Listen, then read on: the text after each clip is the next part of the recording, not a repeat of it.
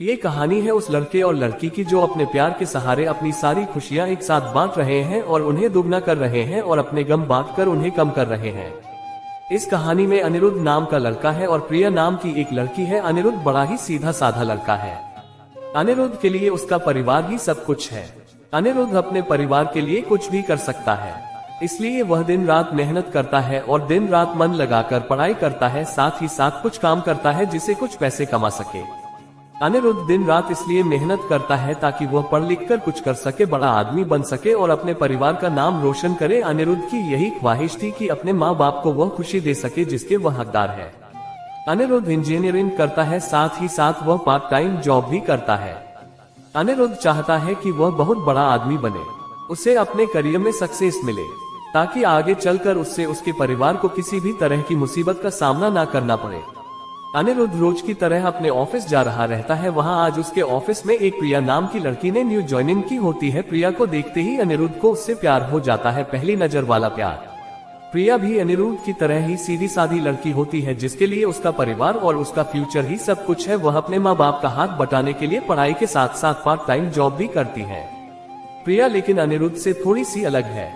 अनिरुद्ध अपने माँ बाप के कहने पर चलता है, जैसा वह कहते हैं वह वैसे ही करता है, लेकिन प्रिया अपने सपनों को जीना चाहती है। वह अपने सपने पूरे करना चाहती है, उसका जो दिल चाहता है वह वही करती है। उसने कभी दुनिया की फिक्र नहीं की, लेकिन उसके परिवार की पुरानी सोच उसके सपनों के आगे आ गई, इसलिए प्रिया अपने सपने अब तक जी नहीं पा रही थी।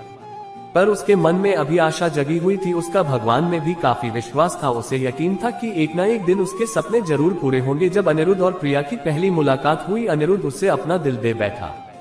उस दिन से दोनों में दोस्ती हो गई।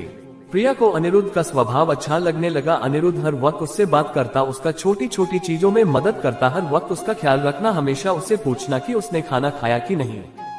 धीरे धीरे प्रिया भी अनिरुद्ध को पसंद करने लगी थी। फिर एक दिन अनिरुद्ध ने प्रिया से अपने प्यार का इजहार किया और प्रिया ने भी हाँ कह दी, क्योंकि प्रिया को भी प्यार चाहिए था। वह हमेशा अकेली थी, अंदर से उसे कभी इतना प्यार नहीं मिला किसी से और न ही किसी ने कभी उसकी परवाह की। अनिरुद्ध का ऐसा स्वभाव प्यार भरा और परवाह करने वाला देखकर प्रिया ने उसके प्यार को कबूल किया और अपने प्यार का भी इजहार किया। इसी तरह दोनों एक साथ घूमते मिलते, एक दूसरे से बातें करते और अपने प्यार के खुशियों के पल समेटते रहे।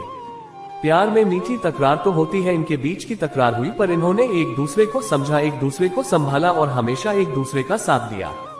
अनिरुद्ध और प्रिया दोनों एक साथ कॉलेज जाते हैं, एक साथ काम पर जाते, जहां जाते हैं हमेशा एक दूसरे के साथ रहते। इसी तरह खट्टी मीठी यादों के साथ दोनों ने एक साथ 4 साल गुजारे। साथ ही साथ प्रिया इंजीनियर बन गया, जिसकी काफी अच्छी नौकरी है, और प्रिया भी एक राइटर बन गई। साथ ही साथ वह अच्छा गाना भी गाती है। अनिरुद्ध ने उसका सपना भी पूरा करने में मदद की, गाना गाने का और अपनी आवाज को लोगों तक पहुंचाने का। इतना समय साथ गुजारने के बाद दोनों के बीच में प्यार बहुत गहरा हो गया। दोनों एक दूसरे के बिना अब जी नहीं सकते थे। दोनों एक दूसरे के दिल की धड़कन बन चुके थे। दोनों ने सोचा कि वह अब अपने अपने परिवार वालों को उनके रिश्ते के बारे में बताएंगे। जब दोनों ने यह बात अपने घर में बताई, तब दोनों के ही परिवार वालों ने इस रिश्ते से इनकार कर दिया। इनके दोनों एक कास्ट के नहीं थे, दोनों अलग अलग कास्ट के थे। उनके परिवार वालों को यह मंजूर नहीं था कि उनके बच्चे उनके खिलाफ जाकर, बिरादरी के खिलाफ जाकर, अपनी कास्ट के खिलाफ जाकर किसी और से शादी करें। उन दोनों के परिवार वालों ने उनका मिलना, फोन पे बात करना सब बंद करा दिया। दोनों एक दूसरे के बिना रह नहीं पा रहे थे। दोनों एक दूसरे की याद में तड़प रहे थे। दोनों एक दूसरे को मिलने के लिए बेचैन थी। अनिरुद्ध जो अपने परिवार की इतनी इज्जत करता है, उनके लिए कुछ भी कर सकता है, उन्हें कभी दुखी नहीं देख सके। अपने परिवार की खातिर उसने प्रिया को भूलने का फैसला कर लिया। प्रिया को अपने प्यार और भगवान पे पूरा भरोसा था। उससे यकीन था कि वह एक न एक दिन जरूर अनिरुद्ध के साथ होगी, इसलिए उसने कभी हिम्मत नहीं हारी।